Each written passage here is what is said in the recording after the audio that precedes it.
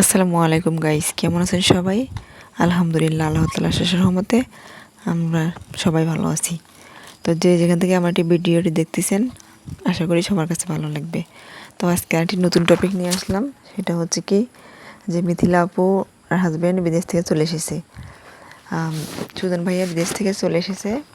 তো আসার পর তার বাবা মার কাছে এসে মাপ চাইছে, তারপর বাবা মা ক্ষমা করে দিয়েছে। যেহেতু সামনে এসে দাঁড়িয়েছে, তো কোনো বাবা মা এভাবে কিছু বলতে পারবে না। হাজার কিছু হলেও বাবা মার সামনে যদি এসে দাঁড়ানো যায়, তাহলে কিন্তু অবশ্যই সে ক্ষমা করে দেয়। তারপর তারপর সোনিয়াপুর বাসায় এসছে। মানে দেখা গেল আজকের ভিডিওতে যে সুজন ভাইয়া আর মিথিলা আপু মোটরসাইকেল নিয়ে সোনিয়াপুর বাসায় চলে আসছে। তো এটা দেখে এখন সোনিয়াপুকে বাবার বাড়ি নিয়ে যাবে। তো এটা ভিডিওতে আমরা দেখতে পেলাম, কিন্তু এখন মেইন কথা কি যে সোনিয়া আপু দেখেন এত কিছু বললে এতদিন, এটা কিন্তু বলা ঠিক হয়নি। কারণ ওদের পারিবারিক সমস্যা, পরিবারের সমস্যা কিন্তু একদিন না একদিন ভালো হয়ে যায়। এটা কোনো সময় মানে বেশি দিন থাকে না।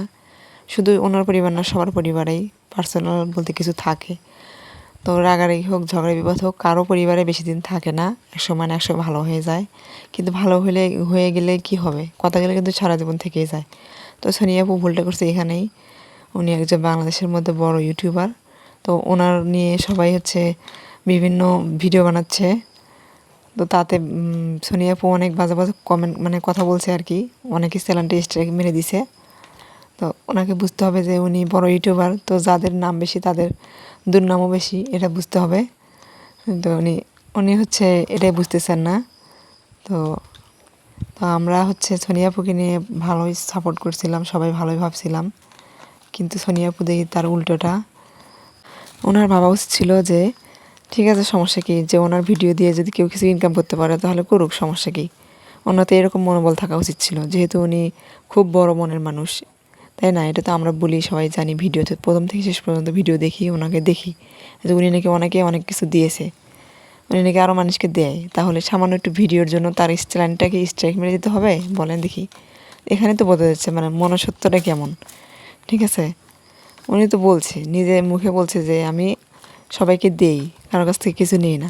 তাহলে সামান্য একটা ভিডিও, ঠিক আছে, দেখ কি, তার জন্য যদি কারো চ্যানেলে উন্নতি হয় কিংবা কেউ যদি কিছু টাকা পায়, তাহলে তো আরও ভালো। তার জন্য উনি একদম চ্যানেলে স্ট্রাইক, তারপর মুখে ঝাড়ুর বাড়ি, আরও কত কিছু বাজে কথা। দেখছেন তো সবাই, আশা করি ভিডিওগুলা। তো আমিও কিছু বললাম। তো আমাকে ভিউয়ার্সরা অবশ্যই আমাকে ক্ষমা করবেন। আমি সোনিয়া আপুকে নিয়ে সাপোর্ট করছিলাম প্রথমে, তো দেখি উনি সাপোর্টের লোক না। ঠিক আছে।